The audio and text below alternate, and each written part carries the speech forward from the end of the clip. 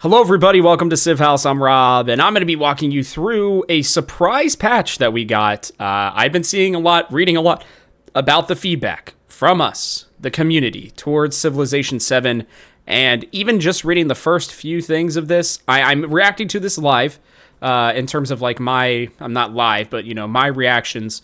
I tried not to read too far ahead. I was surprised when I saw that there was a patch this afternoon, and I'm very excited to be going through it. So make sure to like and subscribe if you enjoy Civilization content, specifically Civilization 7 right now, as that's what we are grinding through, but in a good way. But yeah, subscribe because we're doing cool stuff over here at Civ House. As a reminder, we are part of the Game House. Make sure you go to the website to check out stuff as well. We will have opinions and different articles out there, guides, more of that coming your way as we continue on this awesome journey of Civilization. And let me know in the comments section below what you guys think of these patch notes. But I'm going to read to you guys, they start off here with a big thanks to all the players, who've reached out with bugs and suggestions, during the advanced access period. So that's good. Patch 2. This was an unexpected patch. We knew that there was a 1.0.1 patch. Talked about that already. But now there's a second patch for this same one. So this is going to be the launch day patch for everybody else on Tuesday. Yeah, February, 11th. So here we go. Let's talk about this. This is for Windows, PC, Mac, Linux, and Steam Deck. So if you are a console player, unfortunately, these will not be coming to you yet. I would assume that they may be there for you at some point. But the first one, and the biggest problem that I had with this game so far, I'm going to have to start a new game just because of this, but fixed an issue causing Ages in Epic and Marathon Speed games to be shorter than intended. I tried to play the longest possible game, and I was almost through the Antiquity Age in a normal amount of time, which is crazy. That should not have been happening. And then I saw some people on Reddit while I was looking it up were like, yeah, this must be broken. It clearly was. I'm very excited now to try a game at marathon speed. Yes, I'm one of those crazy people. I do enjoy a little bit of a longer game, but I wasn't even halfway through the Civic or the tech tree. I was having to just try to sprint my way through it, and I remember texting Connor and being like, all right, if this is how the game is actually going to feel at marathon speed, I might be in trouble for the way that I like playing the game. So glad they made that change. Huge change, in my opinion. Next one here. City-states will now turn into friendly independent powers on age transition instead of disappearing completely. They will also now start with more units in exploration and modern ages. Thank God. So happy about this as well.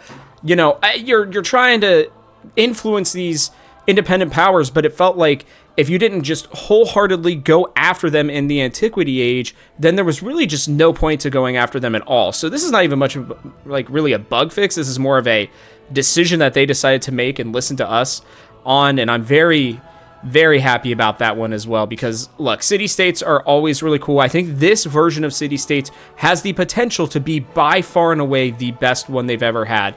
But the fact that they were all disappearing, made it bad. Who cares if a city-state makes it through time, right?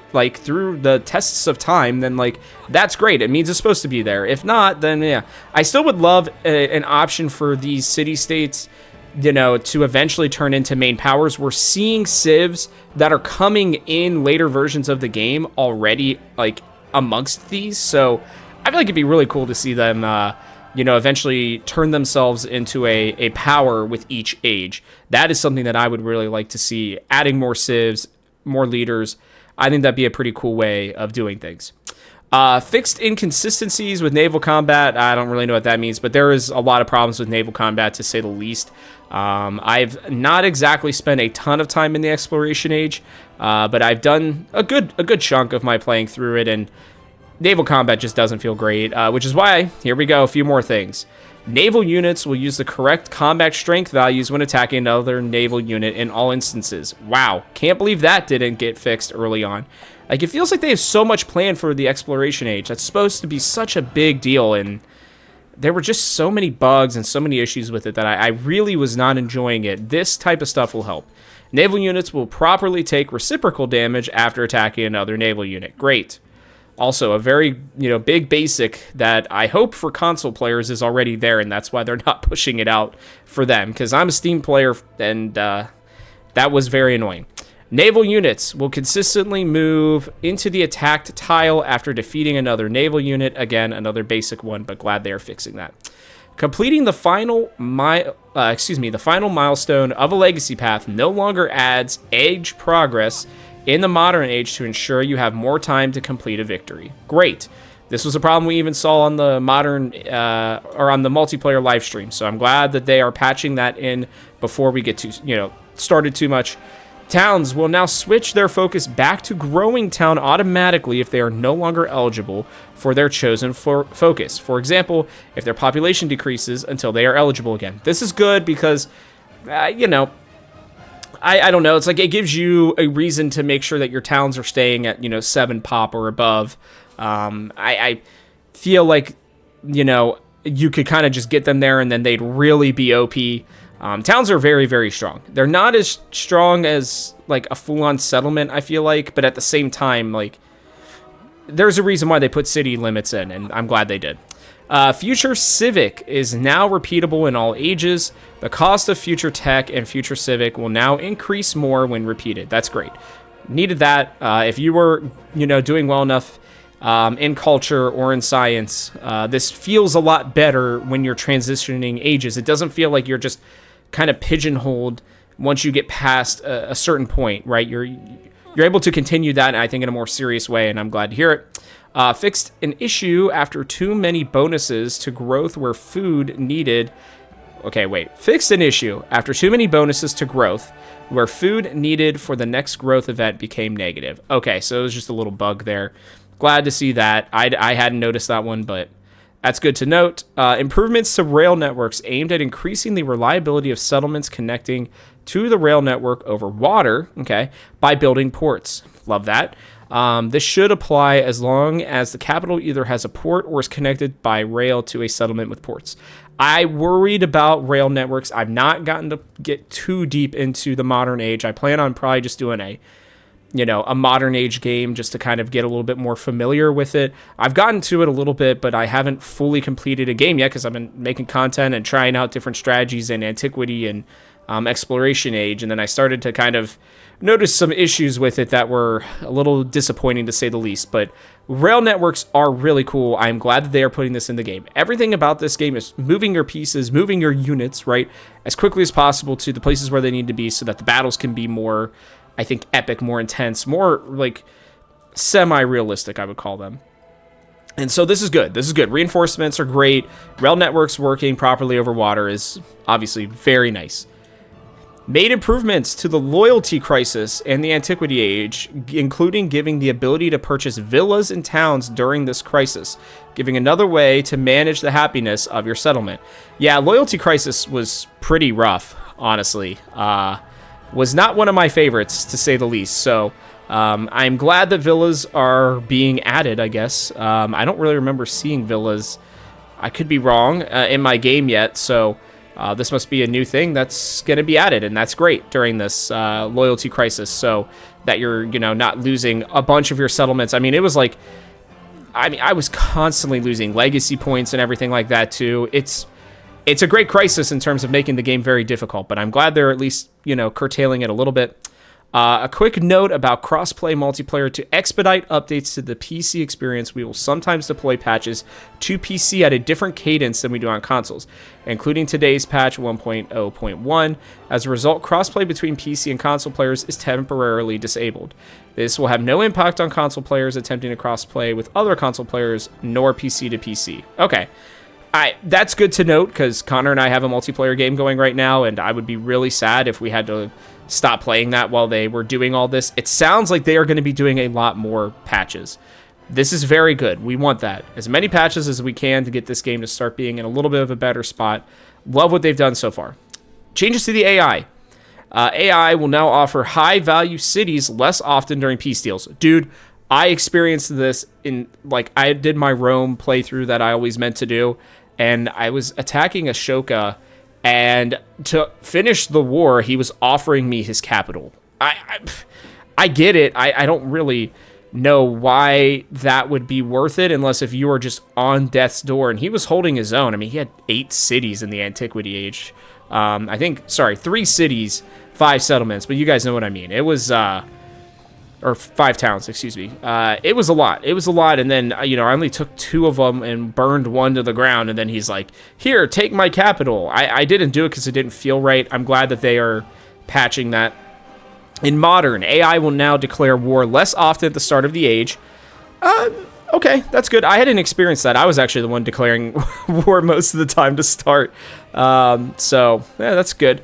In Modern, AI will now consider ideology more before declaring war or offering peace.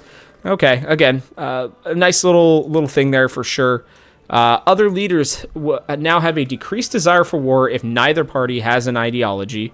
Okay, so these are all about ideologies. They have an increased desire for war with players of opposing ideologies. Good. Have a decreased desire for peace with opposing ideologies. Well, some of these have capital O's and some of these don't. So you can tell they are pushing this out as quickly as possible. This one even has lowercase I, lowercase o. Okay, just a little thing I'm noticing. It's okay. It's just patch notes. So do not get mad at them for this. But this is great. Like, the AI is getting stronger. It's going to get better.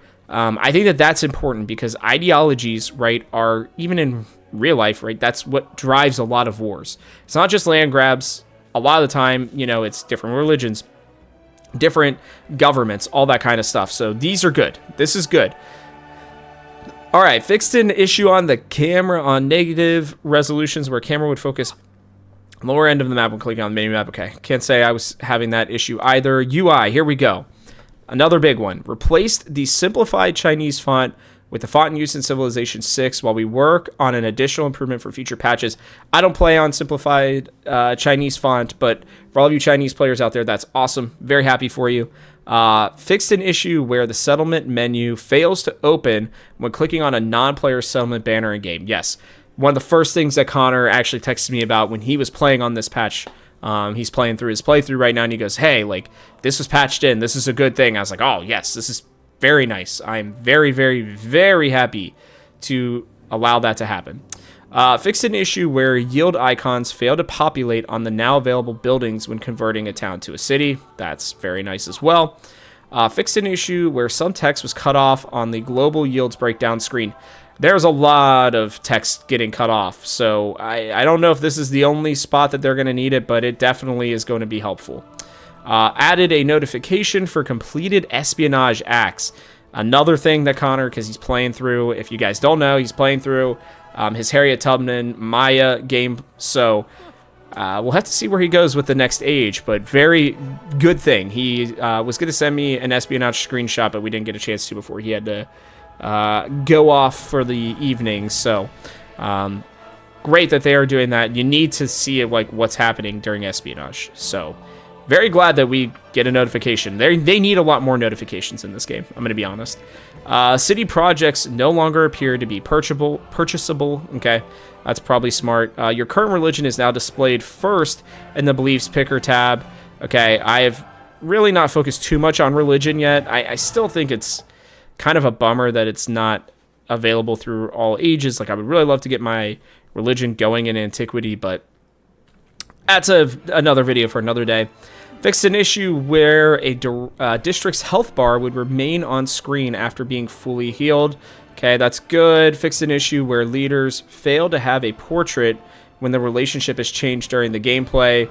I will say that's definitely happened to me at different times. I don't care that much, like, if their portrait's there or not, but, I guess for some people it could definitely be annoying. Improve the alignment of leader names and portraits on the age summary when viewing the overview screen of the victory rankings. So I guess that's good. I'm going to be interested to see it in action. I think that victory screen, that age summary, has a lot of work that needs to be done on it, but at least they're starting it. It sometimes is not necessarily confusing. It just feels weird. It feels very rushed and not exactly very nice. So I'm glad they're starting on that. Fixed an issue where the background color remains the default color when the user changes it to in the player customize tab. Okay, that's good. I will say I like the customizations that they've done so far in the game. That's why they have made it relatively vanilla. I have a feeling that we're going to be getting more, maybe not purchasable, but DLC customizable things for just about everything in this game, including even like how you view patches and all that. Last one here. Improve the spacing between Civ descriptions, unique units, and building icons on the loading screen. That's really nice, actually.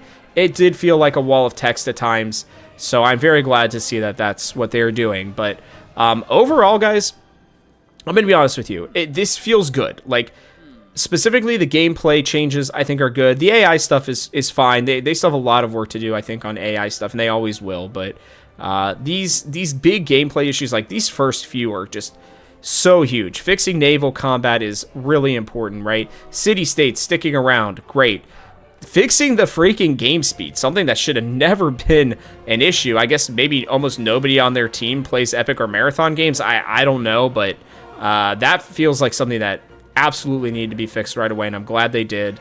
I wish they would have done it before the freaking weekend, though, so that I could have, been playing my game over the weekend the way I wanted to, but that's fine. All this stuff is great, and the UI stuff, you can tell that they are listening to us. They're starting to take what we have and make these changes. Some of these were very easy, like the text cutoff. Very easy fix for them, I would have to assume, at least. So I'm glad they're doing that. The settlement menus are super nice. The espionage notifications, like, these are all things that are going to continue, and they're promising us at the very top that they're going to keep doing this, right? And they even say, wherever it is around here, down here, that for crossplay, I'm sorry if you're trying to play with your console friends right now. I really am. That is probably a huge bummer, because I think them launching at the same time was a really big deal. And obviously the way that the game is coded is different on PC compared to any of the consoles. So I am sorry for those of you who have gotten advanced access and are not going to be able to play with your friends, but I'm going to tell you that this will be better because they're going to start patching things quickly. They most of the time are going to probably use PC first and then go to console. But we'll have to see. I don't know. Obviously, console gameplay is big enough now that people are doing it on a regular basis. So I'm happy about this. This is a good start. I want to see a lot more. I know you guys too. Let me know if what other things you felt like they really missed, and things that you would like to see in patch 3. They're going to have another patch. It's just going to happen. So let me know what you guys would like to see. Maybe we could start getting more people on Reddit and stuff talking about it as well. So, but yeah, that is going to wrap it up for me on this video. So from our house to yours, thank you so much for watching, and I hope that you'll join us for one more turn.